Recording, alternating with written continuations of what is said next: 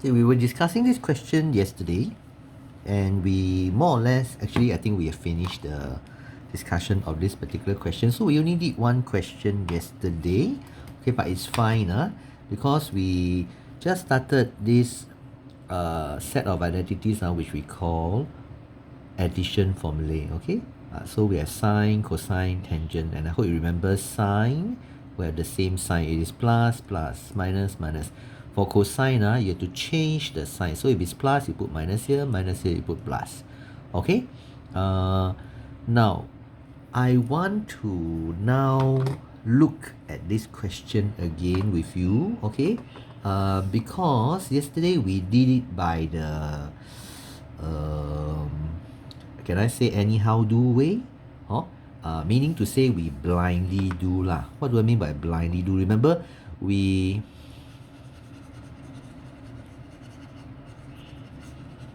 have this plus this plus this, then we use the rainbow method, right? Okay. Actually, there is no need to use the rainbow method. Okay, why do I say that? If you recall in your secondary 2 maths, you actually have a plus b times a minus b, right? Many of you are familiar with this. And then you will get a square, because this a and this a same, and then this b and this b same, only this sign is different, right? They will get a square minus b square. So this is what we call the difference of two squares. So yesterday when I asked you to use rainbow method, okay, you remember? I hope some of you would like think to yourself or talk to yourself yesterday and then say, "Aiya, why waste time doing rainbow?" Or you should have noticed that this sine x cos y, this sine x cos y, so this is something like your A. Then this is your sine y cos x, right? Sine y cos x. So this is something like your B. So this is your A plus B. This is your A minus B. Okay? Which means that you can simply square this to get this, square this to get this, square this to get this, square this to get this. Then this will be a minus. Am I correct? So yesterday I just purposely show you this rainbow method. Okay, but I hope that some of you would have noticed yesterday that, oh, actually I can just square this, put here, square this, put here, and then I change this, not say it's changed, I put this sign as minus. Okay? And then yesterday we also learned this skill of if you want to have from one single fraction, can you see this is a single fraction? Then it became two like different terms, right? Something minus something. So how do you make that happen? From here, you put this over this, then you minus this over this. Alright? Hope you are clear what I'm trying to do here. This over this. Okay? The minus of course is here. Okay, then you will be able to get the answer that we got yesterday. Okay? And then the other skill that you learn is this one. Throw this below. Alright? So yesterday actually we did quite heavy going stuff. Okay, today we will slow down a bit. Alright? Not say slow down a bit lah. It's to give you time to digest. Alright? You take a look at this particular question. You can pause the video and then try it out. Can you see that it's again a single fraction? Divided by this, and then this part here, I hope it looks familiar to you. It is actually your addition formula involving sine. Okay, and then later when you so-called open this up, then how do you get something plus something? It will be something like that, right? Okay, so you can try first. Now, assuming you have tried already, so I'm going to go through the answer now. I'm going to start with the left hand side. Now you can see this is just copying the question lah, nothing one. Everybody should understand this. Then sine x plus y. That means this sine has the same sign, right? So this is plus. And then you have sine cos sine. Then what comes first, put here. What comes second, put here. What comes first, put here. What comes second, put here. Very simple, that's all. Okay, then now you see, I want finally to have two different terms added together, right? So I separate them like that, plus like that. Okay, versus the other day is minus. So that's it, huh? Okay, so these two are actually testing you on the same skills. Okay, I won't elaborate too much lah, huh? I think very self-explanatory. This is the same. That's why you end up with sine over cosine, you get tangent. Okay, and then cos over cos, then you have sine over cos, so you get tangent y. Okay, so that's how you prove the left hand side to be equals to the right hand side. That's all. Alright. Okay, I will do one more, but half of it. Okay, because the last part explain whatever, right? I want you to just think about it.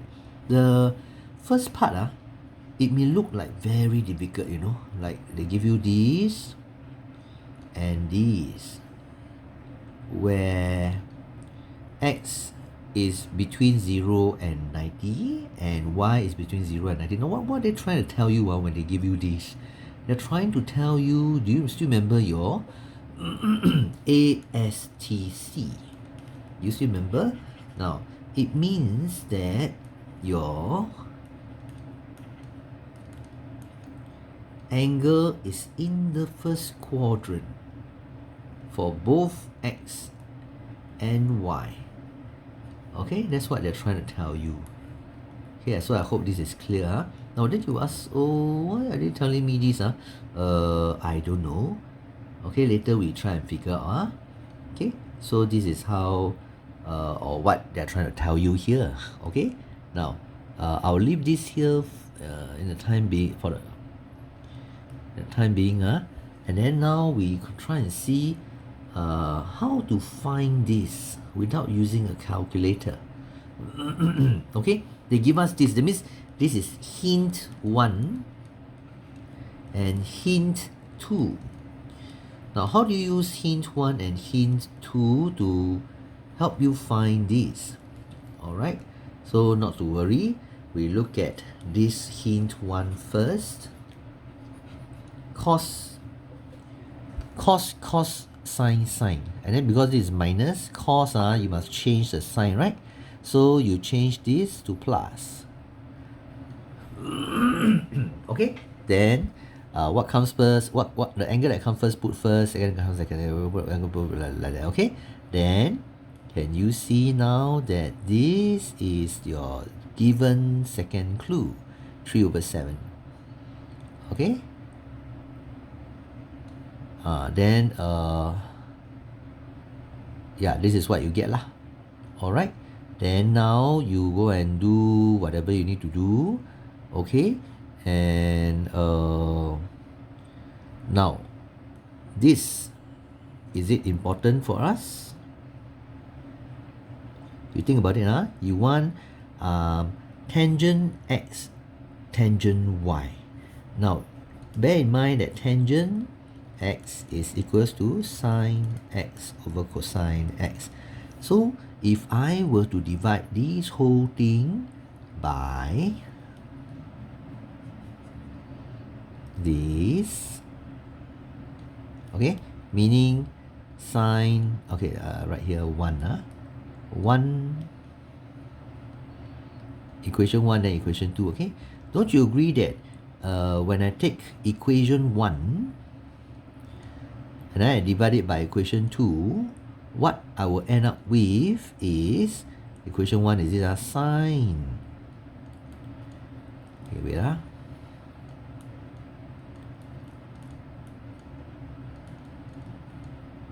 Okay, this is this, right? Alright, I take this equation 1, you see exactly the same. I divide it by this because I want tangent. So I divide. This is equation 1. I divide it by equation 2. So I have cos x. Then isn't this tangent x already? Then cos y. Isn't this tangent y already? Then this is what we want, what? Okay, and then divided by 3 over 7. Okay, now you press calculator, they will tell you that it is what 1/3 1/3, sorry, 1/3. So this tangent x tangent y, which is here, okay, is actually 1/3. Then 1/3 you plus 1, this is 1/3. 1/3 you go and plus 1 is 4 over 3. Finish already.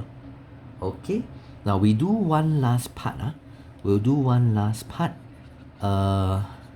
I'm going to let you, okay, actually anyway the solution is here, but you try and see whether you know how to explain this part. Okay, I'm just going to do this part 2 here,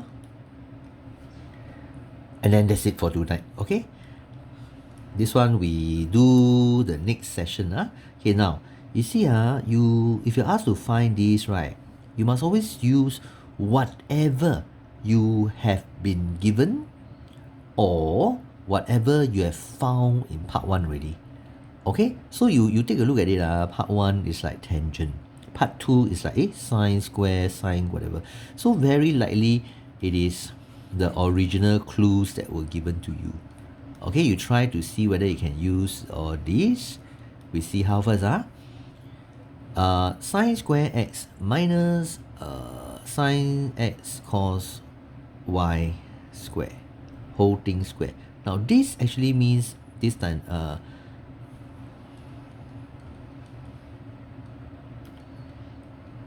this actually means this time this, right, twice. Okay, square one. So you end up with sine square, okay, cos square. That's how I got this part here. Alright, and then now what we do, right, is we take out the sine square x, take it out, common factor. So if you take out sine square x here, originally there was a 1 here, correct? That's how this 1 came about. So this time this will give you this times this will give you this. Okay, now doesn't this look pleasantly familiar? This fella here, do you remember your identity? Sine square x plus cos square x equals to 1. Sorry. So 1 minus cos square x, 1 minus cos square x is actually sine square x. There. So this is this. Okay, now you can read, you see, okay, see carefully. The x here and the y here, the so-called the angle, is what we call the argument. This x and this y, if they are different, you cannot combine them together into like sine power 4 xy. Cannot, okay? It's wrong. So because the what we call the argument, okay, the angle inside is called the argument, or you can call it the angle. They cannot be combined together. So what we do is we rewrite it like that. You ask me, why rewrite it like that? Because, ladies and gentlemen, equation 1 here, you know it's 1 over 7. Then you can replace this with 1 over 7, and then the final answer is 1 over 49. So that's it, Okay, now that's all for today. Thank you.